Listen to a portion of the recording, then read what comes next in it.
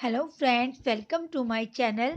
मेरा नाम कविता है। मैं एमए, बीएड, सीटेट और यूजीसी नेट क्वालिफाइड हूँ। अगर आप इस चैनल पर नए हैं तो चैनल को लाइक करें, सब्सक्राइब करें और शेयर करें और बेल आइकन को ज़रूर दबाएं, जिससे जो भी मैं वीडियो डालूँ उसका नोटिफिकेशन आपको मिल जाए। ओके फ्रेंड्स, कल हमने प्रकरण 3 स्टार्ट किया था भक्ति काल का। आज हम उसी को पूरा करेंगे। उस्मान का कवि पढ़ रहे हैं, हम उसी की रचना को पढ़ रहे हैं फ्रेंड्स। इससे पहले हम शुरू करें, मैं आपको बता दूं कि अगर आपने इससे पहले की वीडियो नहीं देखे हैं तो उनको भी देखिए प्लीज़ जाके, आपके लिए फ़ायदा होगा। वो शुरू से स्टार्ट हो चुके हैं और ये आपको बीच से कुछ समझ में नहीं आएगा फ्रेंड्स, इसलिए मैं कह रही हूँ आपको शुरू से स्टार्ट करना चाहिए। नंबर 1 से पहले मैंने आपके लिए डाले हैं आदिकाल के वीडियो, दूसरा है आपका भक्ति काल। ओके फ्रेंड्स, अब हम शुरू करते हैं।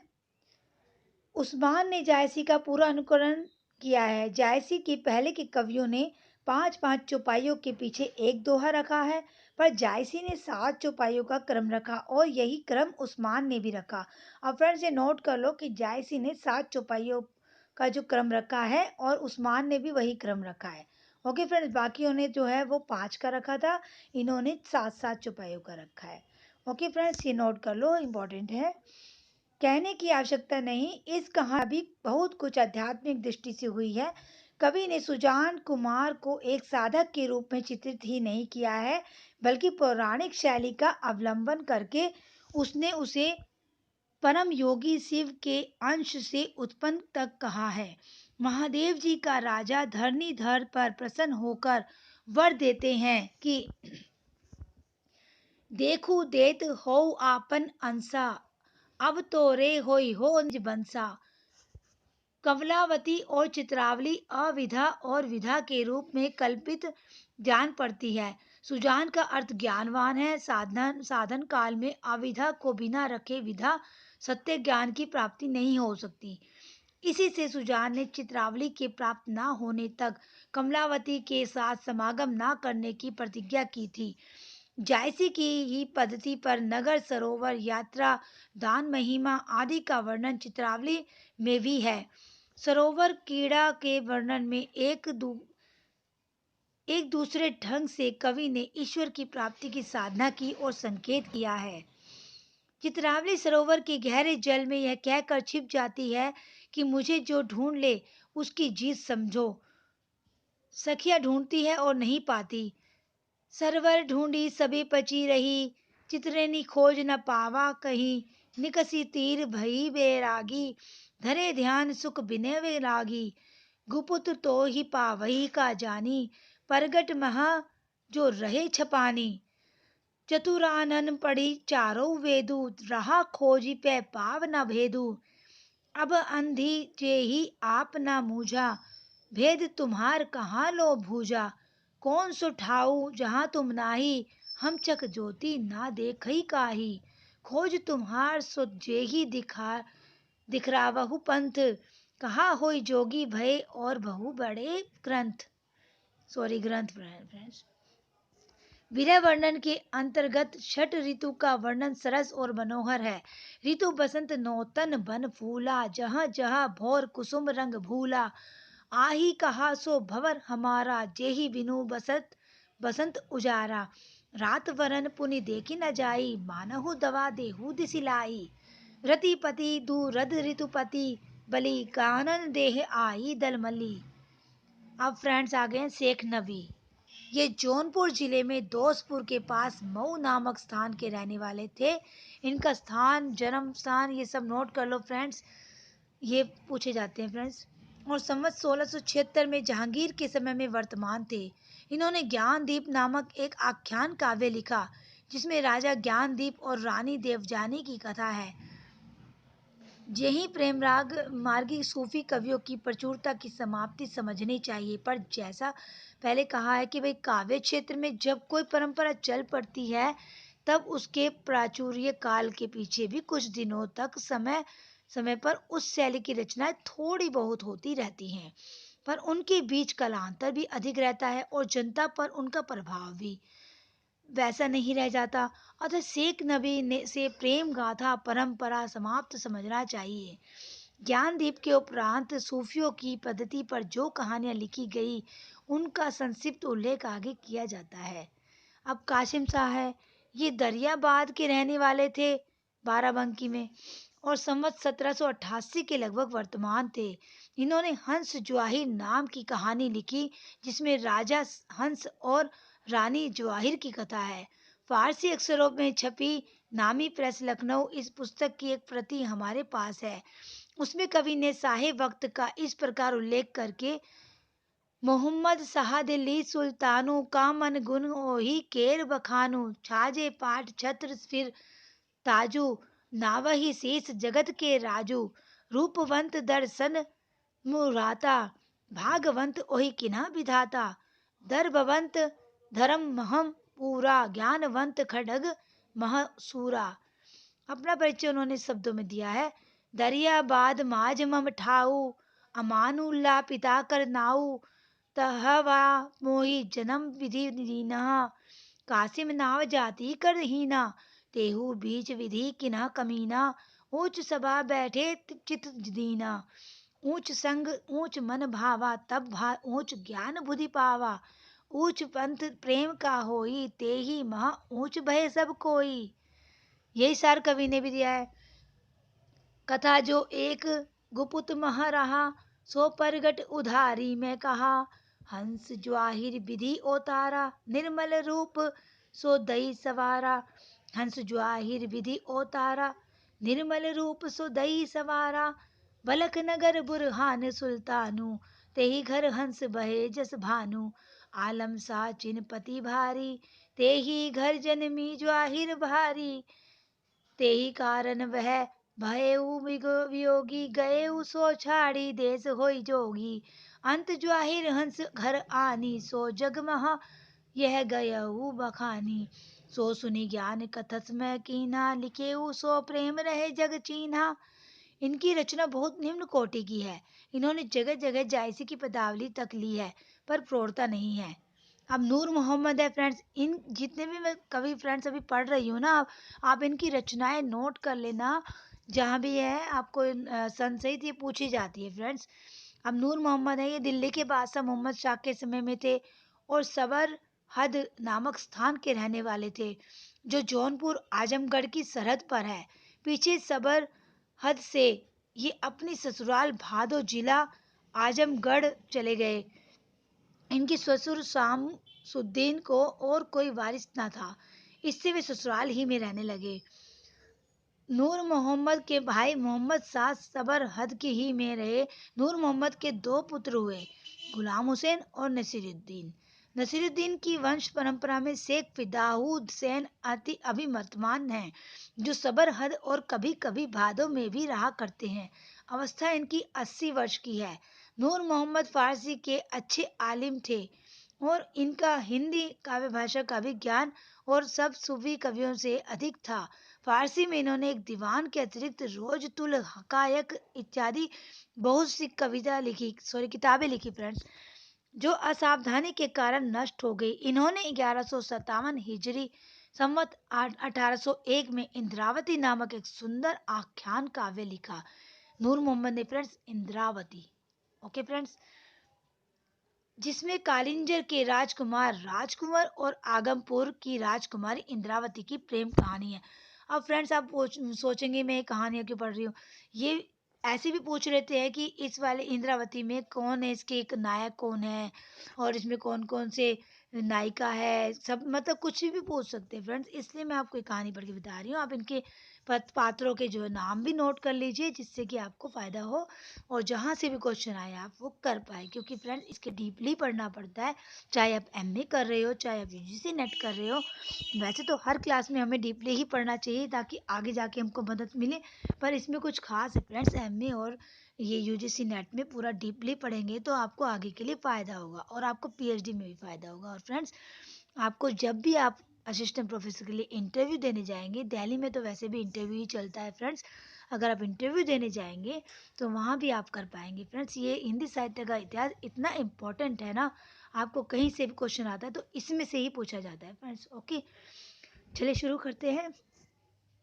जिसमें कालिंजर की राजकुमार और आगमपुर की राजकुमारी इंद्रावती की प्रेम कहानी है। कवि ने प्रथानुसार उस समय के शासक मोहम्मद शाह की प्रशंसा इस प्रकार की है।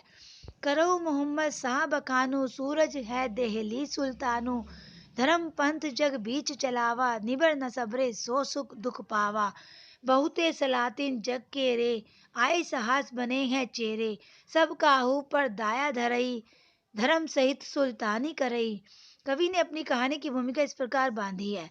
मन द्रुग सो एक राती मझारा, सूझी परा मोहि सब संसारा, देखऊ एक नीक फुलवारी, देखऊ तहा पुरुष और नारी, दो मुख शोभा बरनी न जाई, चंद सूरज उतरे भुई आई,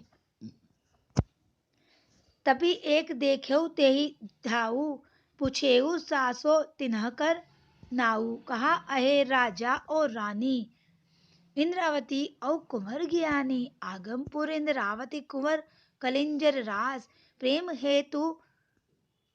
होते दो हुन, कहा दिनह अलख मिलाए। कवि ने जायसी की पहले के कवियों के अनुसार 5-5 चौपाइयों के उपरांत दोहे का क्रम रखा है। आपको ये तो बताया है मैंने फ्रेंड्स, अभी जायसी और उस्मान ने जो है साथ साथ दो चौपाइयों के उपरांत रखा है दोहा, और इन्होंने पहले की कवियों को करा है, नूर मोहम्मद है ना ये, इन्होंने इन्होंने क्या करा है, इन्होंने 5-5 चौपाइयों के ही उपरांत दोहा रखा है। सिर्फ जायसी और उस्मान ने ही 7-7 चौपाइयों के ऊपर दोहा रखा है, बाकियों ने 5-5 चौपाइयों के उपरांत दोहा रखा है। ओके फ्रेंड्स, इसी ग्रंथ को सूफी पद्धति का अंतिम ग्रंथ मानना चाहिए। अभी सूफी के फ्रेंड्स खत्म हो गए सारे, जितने भी हमने कवि पढ़े हैं ये सारे सूफी संप्रदाय के थे। इनका एक और ग्रंथ फारसी अक्षरों लिखा मिला है, जिसका नाम है अनुराग बांसुरी। अब आप फ्रेंड देख लीजिए, नूर मोहम्मद का अनुराग बांसुरी, और दूसरा क्या था, अभी मैंने आपको बताया था, ये था, चलिए आप मुझे कमेंट करके बताइए, ये मैंने आपको कौन सा बताया था, एक तो अनुराग बांसुरी और एक आप मुझे बताएंगे कमेंट्स करके। ओके फ्रेंड्स, यह पुस्तक कई दृष्टियों से विलक्षण है। पहली बात, इसकी भाषा सूफी रचनाओं से बहुत अधिक संस्कृत गर्भित है। दूसरी बात है, हिंदी भाषा के प्रति मुसलमानों का भाव। इंद्रावती की रचना करने पर शायद नूर मोहम्मद को समय समय पर यह उपलब्ध सुनने को मिलता था कि तुम मुसलमान होकर हिंदी भाषा में रचना करने क्यों गए। इसी से अनुराग बांसुरी के आरंभ में उन्हें यह सफाई देने की जरूरत पड़ी।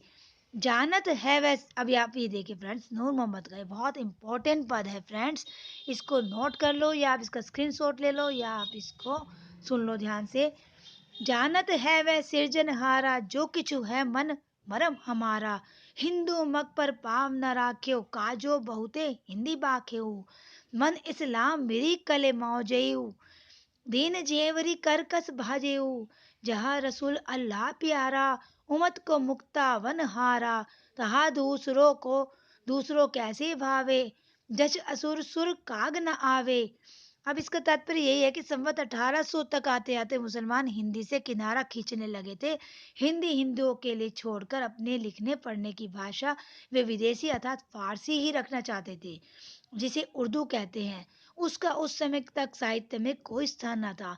इसका स्पष्ट आभास नूर मोहम्मद के इस कथन से मिलता है, कामयाब वह कौन जगावा, फिर हिंदी बाखे पर आवा, छाड़ी पारसी कंद नवाते, अरुझाना हिंदी रस बाते। अनुराग बांसुरी का रचनाकाल 1178 हिजरी अर्थात 1821 है। कवि ने इसकी रचना अधिक पांडित्यपूर्ण रखने का प्रयत्न किया है, और विषय भी इसका तत्व ज्ञान संबंधी है। शरीर, जीवात्मा और मनोवृत्तियों को लेकर पूरा अध्यवसित रूपक एलेगरी बड़ा करके कहानी बांधी है, और सब सूफी कवियों की कहानियों के बीच में दूसरा पक्ष व्यंजित होता है, पर यह सारी कहानी और सारे पात्र ही रूपक है। एक विशेषता और है, चौपाइयों के बीच बीच में इन्होंने दोहे ना लिखकर बरवे रखे हैं। प्रयोग भी अब किसने रखे हैं फ्रेंड्स, बरवे, हम किसको पढ़ रहे हैं ये भी मुझे कमेंट में बताइए आप। प्रयोग भी ऐसे संस्कृत शब्दों के हैं जो और सूफी कवियों में नहीं आए हैं। काव्य भाषा के अधिक निकट होने के कारण भाषा में कहीं कहीं ब्रज भाषा के शब्द और प्रयोग भी पाए जाते हैं। रचना का थोड़ा सा नमूना आप देख लीजिए। नगर एक मूर्तिपुर नाऊ, राजा जीव रहे तही ठाऊ। काबर नौ वह नगर सुहावन सब मन भावन। इहे शरीर सुहावन मूर्तिपुर, इहे जीव राजा, जीव जाहु ना दूर। तनुज एक राजा के रहा, अंतःकरण नाम सब कहा। सौम्यशील सुकुमार सयाना, सो सावित्री सवांत समाना। सरल सरनी जो सो पग धरे, नगर लोग सुधे पग पैरे। वक्र पंथ जो राखे पाऊ, वह अधव सब सो हो बटाऊ। रहे सधाती ताके पतन ठावे, एक संकल्प विकल्प सो दूसर नावे। बुद्धि चित दुई सखा स्वरेखे, जगत बीच गुण अवगुण देखे। अंतकरण पास नित आवे, दर्शन देखी महासुख पावे। अहंकार तेहि तीसर सखा निरंत, रहे उचारी के अंतर ने सुख अंतर। अंतकरण सदन एक रानी, महामोहिनी स नाम सयानी। बरनी न पारौ सुंदरताई, सकल सुंदरी देखी लजाई। सर्वमंगला देखी असी से, चाहे लोचन मध्य बरी से। कुंतल झारत फांदा डारे, लख चित वंशो चपला मारे। अपने मंजू रूप वह धारा, रूप गर्विता जगत मझारा। प्रीतम प्रेम पाई वह नारी, प्रेम वर्गिता भई प्यारी। सदा न रूप रहत है अंत नसाई, प्रेम रूप के नासई तय घटी जाई। जैसा कि हमने पहले कहा कि नूर मोहम्मद को हिंदी भाषा में कविता करने के कारण जगह जगह इसका सबूत देना पड़ा है कि वे इस्लाम के पक्के अनुयायी थे। अतः वे अपने इस ग्रंथ की भी प्रशंसा इस ढंग से करते हैं। यह बांसुरी सुने सो कोई, हृदय दय स्रोत खुला जही होई। निसरत नाद बारुनी साता, सुनी सुधी चेत रह के ही हाथा। सुनत जऊ यह शब्द मनोहर, होत अचेत कृष्ण मुरलीधर। यह मोमदी जन बोली, जामे कंद नवाते घोली। बहुत देवता कोचित हरे, बहु मूर्ति औंधी होई परे। बहुत देव हरा ढाई गिरावी, शंखनाद की रीति मिटावे। जय इस्लामी मुख सो निसरी बात, तहा सकल सुख मंगल कष्ट नसात। सूखी आख्यान काव्यों की अखंडित परंपरा की यही समाप्ति मानी जा सकती है। इस परंपरा में मुसलमान कवि हुए हैं, केवल एक हिंदू मिला है। सूफी संत, ज़्यादातर सूफी में फ्रेंड्स, इसलिए इनको मुसलमान कवियों को सूफी संत कहा गया है। इनमें ज़्यादातर ही सूफी संत ही मिले हैं और इसमें सिर्फ एक ही हिंदू कवि था, बाकी सारे सूफी थे, मुसलमान थे। फ्रेंड्स, सूरदास नामक एक पंजाबी हिंदू ने शाहजहां के समय में नल दमयंती कथा नाम की एक कहानी लिखी थी, पर इसकी रचना अत्यंत निकृष्ट है। साहित्य की कोई, अब आप देख लीजिए कौन सा हिंदू है ये पंजाबी, सूरदास नामक, इसका नाम भी नोट कर लो फ्रेंड्स। साहित्य की कोई अखंड परंपरा समाप्त होने पर कुछ दिन तक परंपरा की कुछ रचनाएं इधर उधर होती रहती है। इस ढंग की पिछली रचनाओं में चतुर्मुकुट की कथा और यूसुफ जुलेखा उल्लेख योग्य है। ओके फ्रेंड्स, आज के लिए इतना ही काफ़ी है और अब फिर हम कल मिलेंगे। कल तक के लिए बाय फ्रेंड्स। और आपको मैं फिर से बता दूं, अगर आपको मेरे वीडियो अच्छे लग रहे हैं फ्रेंड्स, तो प्लीज़ लाइक कीजिए, शेयर कीजिए, सब्सक्राइब कीजिए और अपनी पढ़ाई जारी रखिए। अपने आप को खुश रखिए फ्रेंड्स। जितना आप खुश रहेंगे, खुश होकर पढ़ेंगे, उतनी ही आपकी पढ़ाई अच्छे से होगी। अपने दिमाग से सारी बातें निकाल के, सारी टेंशन निकाल के तब आप पढ़ने बैठिए फ्रेंड्स। चाहे आपके साथ आप कुछ भी हो, चाहे पूरे दिन में, आपको अपना आपको पहले मेडिटेशन करना चाहिए, उसके बाद ही आपको पढ़ाई में लगना चाहिए फ्रेंड। क्योंकि पूरा दिन हमें निकालना होता है, इससे पहले हमें सुबह सबसे पहले अपने लिए 10 मिनट का टाइम अपने लिए ज़रूर निकालना चाहिए फ्रेंड्स। मैं आपको बता दूं, इससे आपको याद रहेंगी चीज़ें। अगर आप मेडिटेशन करके पढ़ाई करेंगे तो आपका दिन भी अच्छा जाएगा और आपको पढ़ाई भी याद रहेगी फ्रेंड्स। ये मेरा खुद का अनुभव है और मैं अपना अनुभव ही आपसे शेयर कर रही हूँ फ्रेंड्स। और अपनी एक्सरसाइज और अपना मेडिटेशन जरूर कीजिए डेली और अपनी पढ़ाई भी जरूर कीजिए फ्रेंड्स।